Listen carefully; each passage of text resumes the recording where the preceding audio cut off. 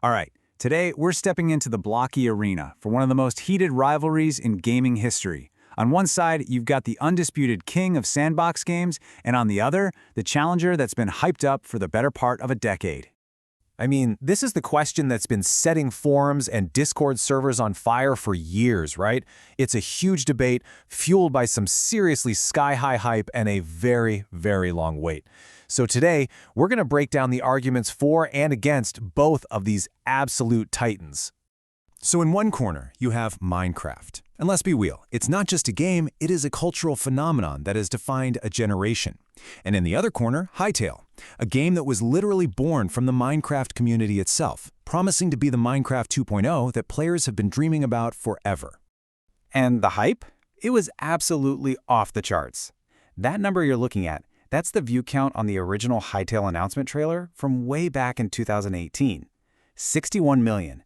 That is an insane figure that set expectations to an astronomical level. The stage was set for a total revolution. Okay, so the core argument from everyone who believes in Hytale is pretty simple. It takes the Minecraft formula and just makes it better in almost every way, starting with one of the most criticized parts of the original, the combat. You can see right away the sheer depth Hytale is aiming for in its combat is a whole different ballgame. It's not just about clicking your mouse anymore. We're talking unique weapon abilities, a stamina system that actually forces you to think tactically, and mobs that can block and wear their own gear. It's a full-on RPG system baked right into the core of the game. And this right here highlights a huge difference in how the game actually feels to play. In Hytale, you can pull off dynamic moves like this. You're not just swinging a sword, you're executing combos. A battle axe lets you do a spinning area of effect attack, a mace lets you slam the ground. It just allows for so many different playstyles right out of the gate. But the promised upgrades go way, way beyond just combat. Hytale is absolutely packed with features that, Minecraft players have been begging for through mods for years. We're talking a built-in minimap with waypoints, cutting down a whole tree just by breaking one block, and dynamic lighting from a torch in your offhand.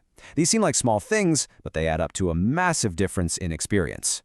But, and this is a big but, here's where the Minecraft veterans step in with a really powerful counterargument. For all its promises, Hytale's early access launch has been, well, let's just say rocky is putting it mildly.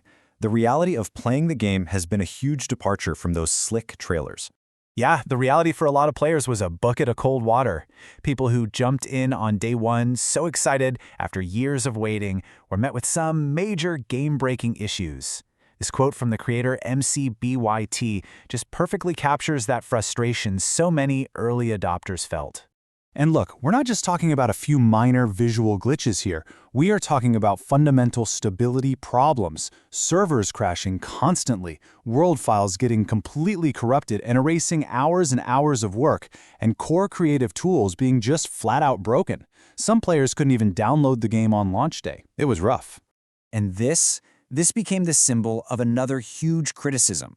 Players would be exploring the world, they'd find these amazing, mysterious structures, only to find the entrance blocked by signs that literally just say, "Work in progress."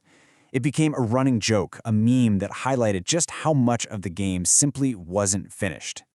So this all leads us to what might be the single most important battleground for these two games, the creator community. Both of these games live and die by the content their players create, from mods to magnificent builds, the whole shebang.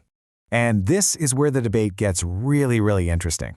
Minecraft's modding scene is legendary, of course, but it's also notoriously complicated to get into. Hytale, on the other hand, was designed from the ground up with creators in mind, promising a much more streamlined experience. I mean, just look at this. The difference in modding accessibility is night and day. Installing mods in Minecraft can be a multi-step nightmare of finding the right versions of loaders and just crossing your fingers and hoping everything is compatible. Hytale just simplifies it so dramatically. You download the mod, you drop it in a folder, that's it. For accessibility, that's a total game changer. When it comes to building, though, it's a really fascinating trade-off. Minecraft, with over a decade of updates, has this unparalleled variety of blocks, but making things look really good takes a ton of skill. Hytale, with things like dedicated roof tiles and vertical slabs, it just feels so much less stressful and more intuitive for a beginner to create something beautiful right away. So, after weighing all these ambitious promises against the buggy reality, where does that leave us in this whole sandbox showdown? Has the challenger actually done enough to threaten the king's throne? Wow! This quote from Simon, the head of Hypixel, is just incredibly telling. He reacquired Hytale after its development stalled and then openly admitted the game wasn't where it should be, but they decided to release it in early access anyway. They were essentially asking the community to be patient as they rebuild it in public. And really, this is what it all boils down to. Hytale, on paper, looks like a dream game for so many Minecraft fans. It promises more depth, better combat, built-in tools, but Minecraft's greatest strength is its reliability and its absolutely colossal library of proven content. Hytale's potential is undeniable, but right now, it's just that, potential. So, Hytale isn't a race against the clock, isn't it?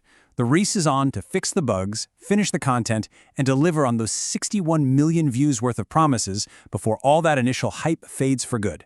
Look, Minecraft has survived plenty of so-called killers before, but this challenger, born from its own community, now has to prove it can be more than just a brilliant idea.